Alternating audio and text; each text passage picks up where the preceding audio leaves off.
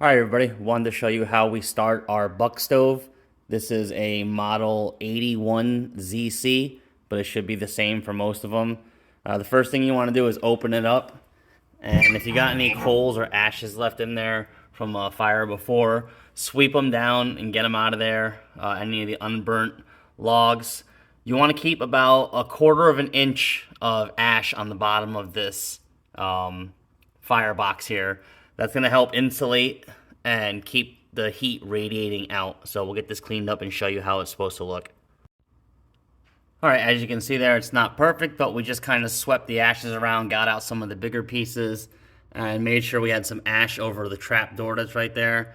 And you kind of want to just keep this front area here clean, because your intakes and everything will be getting air through there. So once all that's cleaned up, you're going to want to get some smaller logs and sticks and build a little fire base in there, and we'll show you how that's done.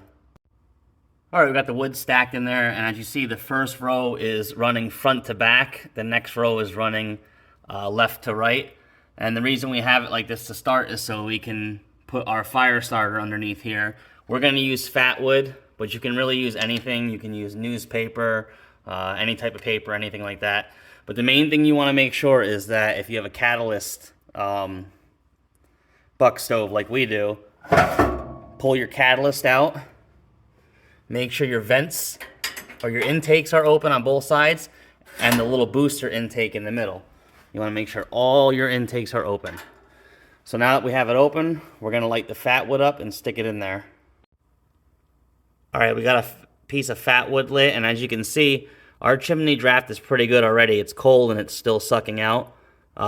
Sometimes they don't, sometimes they do, but ours fortunately has been good. So we're going to put it and wedge it into this wood somehow and get it suspended, because you don't want it down in the ashes because it'll go out, to get all this wood here lit. Alright, so it's just in between the wood there, standing straight up. And as you can see, it's already drafting out. But what you want to do now is just let it sit for a second, get some air. If there's smoke coming into the house, you can go ahead and close the door, but leave it on this hinge here. Don't fully seal the door off, because you'll smoke the fire out. But generally you can go like this, close the door, and as you can hear, the intake is drawing air in, and you hear the flame. So you're going to leave it like that for about 5 minutes, let that wood catch, then you can totally close this door. Alright, now that the fire is going good, you can go ahead and just close your door off, and you're still going to leave all the intakes open. This center one, you can leave open for another 5 minutes after you close the door, and then close that center one, and just leave the two side ones open. Those are the main intakes. Temperature we're looking here for catalyst burn off is over 600 degrees. So on this one we have an automatic thermostat, and we set it to turn on once the temperature gets high enough in the buck stove, and we'll come back and show you that. Okay, now that the fire is going nice and you hear the crackling of the metal starting to settle in, you can go ahead and close this center valve. That's your little booster or throttle valve. The fire should stay generally about the same. And now we're going to add one more log to get this thing up to temperature so that the blower turns on. So you have to make sure both of your side vents are open, and carefully open the door and crack it until you see the fire kick back. And as you open it slowly, no smoke will get into your place. Now we're just going to throw one more log on top of there and let it burn. Alright, we added another log there. You can go ahead and open this valve up and leave it open for about a minute, and then close it back down once that log catches, and it should catch pretty quick. Alright, now that you can hear the fire roaring, you can see the additional piece lit off that we put in there. Go ahead and close that center valve. It's only been about a minute. Now we're just going to leave it. Alright, we added another log, and the automatic fan kicks on at about 300 degrees, so it is putting out heat right now, but we are not at a rate to burn through the catalyst yet. So we'll just keep feeding it fuel until it gets over 600.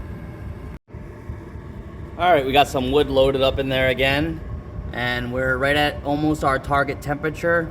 We're right between 500 and 600 degrees. So the catalyst is active. We're just gonna go ahead and push this in. We're gonna continue to leave the side draft vents, or the main vents on the side there open. And the target range that we like to shoot for to keep our house warm is right around 1,000 degrees. So anywhere between 800 and 1,200.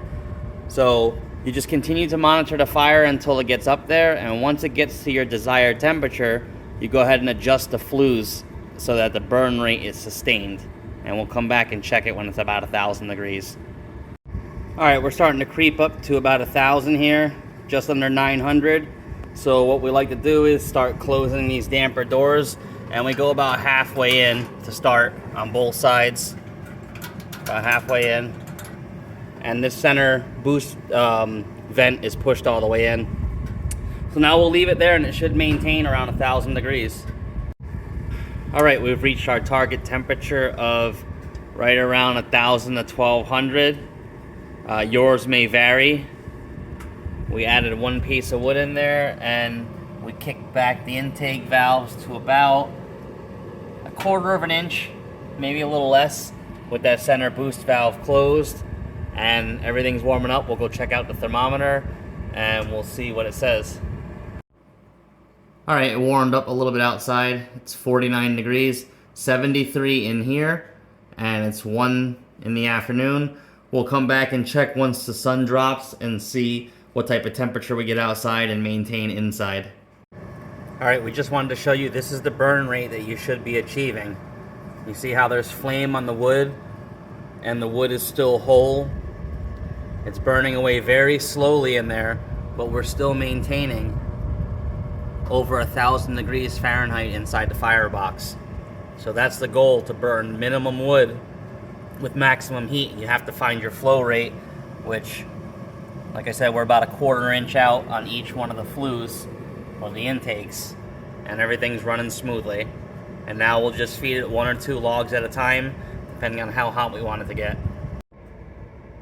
All right, we got the last little wood on there. It's after 10 o'clock, running about 900 to 1,000 degrees. We turned the blower a little bit lower, and the dampers are about as close as we want to set it. We'll check the thermostat. 10:30, it's 39 degrees outside, 74 in here. The heat is set on 70 as a fail-safe if the buck stove goes out overnight. This should give you an idea how far the thermostat is from the buck stove. It's pretty far, so the temperature in the house is pretty good. All right, it's almost 7 in the morning. It is 72 degrees in here, 29 outside, and we still have some coals in the buck stove. There's our coals from last night on an unburnt piece of wood. Get some light on for you. And we'll try and restart the fire with this little bit of coal. And the next morning fire is built. And that's how you keep a buck stove running all night and get your fire restarted in the morning with the coals that are left over. Hope this helps.